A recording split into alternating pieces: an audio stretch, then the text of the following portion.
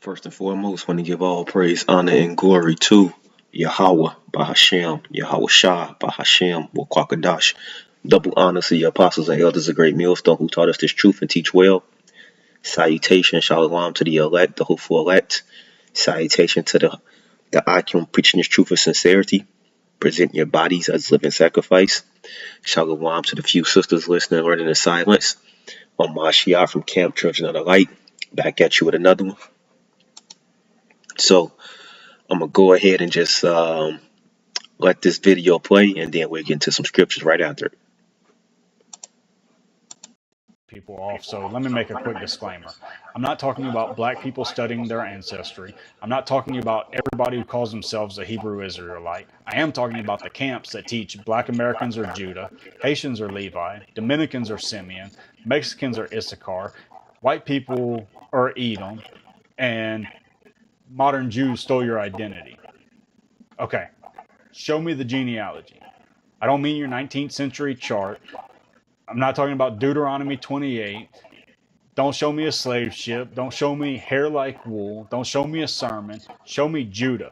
Show me his descendants, their migration, their communities, century after century, all the way to African Americans.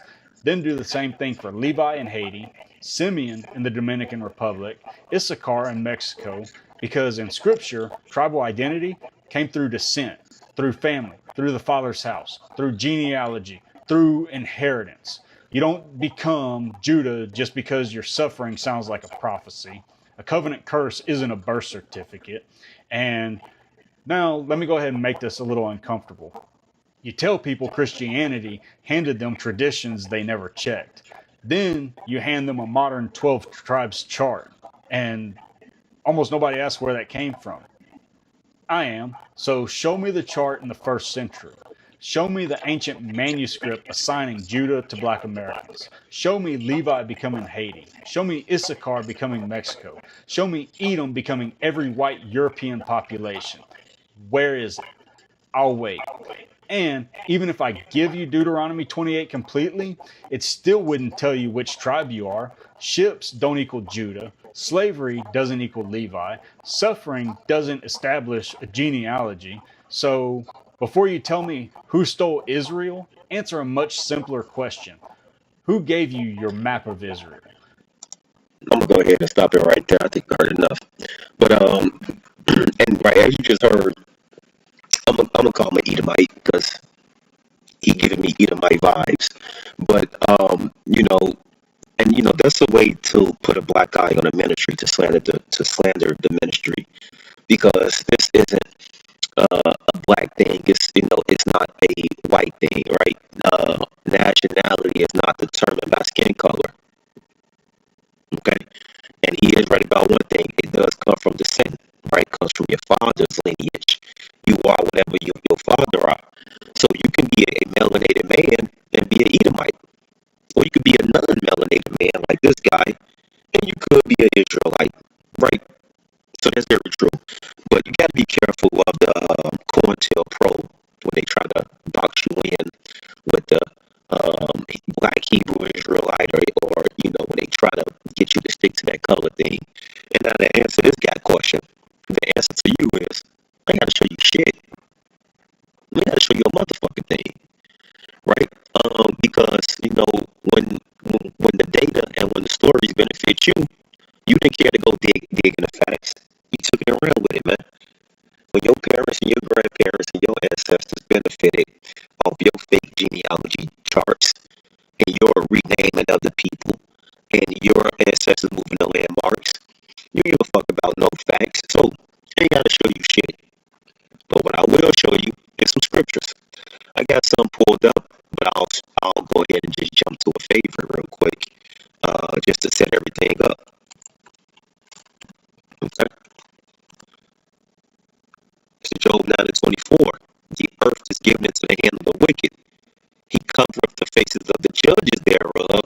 If not, where and who is he? That's right. So obviously the scriptures tells us, right, that the wicked will cover the faces of the judges, right? That he will seek to, paint himself into the image of the saints, man. That he will try to make yourself like unto God. And I'm just throwing out a few different paraphrases here that you can find all through the Bible, different scriptures based on that, right? But let's go ahead and jump into the ones that I did pull up for this guy. But I want to start with Romans 3. This is Romans 3 and 3. For what if some did not believe? Shall their unbelief make the faith of God without effect? And just because you don't believe the people on the chart are the people on the chart, that doesn't mean that it is not. That doesn't take away the effect of it. That doesn't make it not real. It just means that you don't believe it. And you don't have to believe it. Because our belief doesn't require your belief. Right?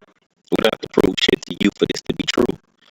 We don't need your acknowledgement or your validation of your truth to say, oh man, this is true. No. Because what, right? Our spirit, Romans 8 and 8, the spirit itself bear witness with our spirit that we are the children of God. Tells you that in the scripture, man. How do we know that we are the children of God? Because our spirit bears with it, man. You know, Yahweh Shem Yahweh Shah, you know, working in us and with us. And you either gonna get it or you not. Right? And that's why now I'm not gonna even pull that scripture up, but I'm just gonna stay here for a second. Right, man?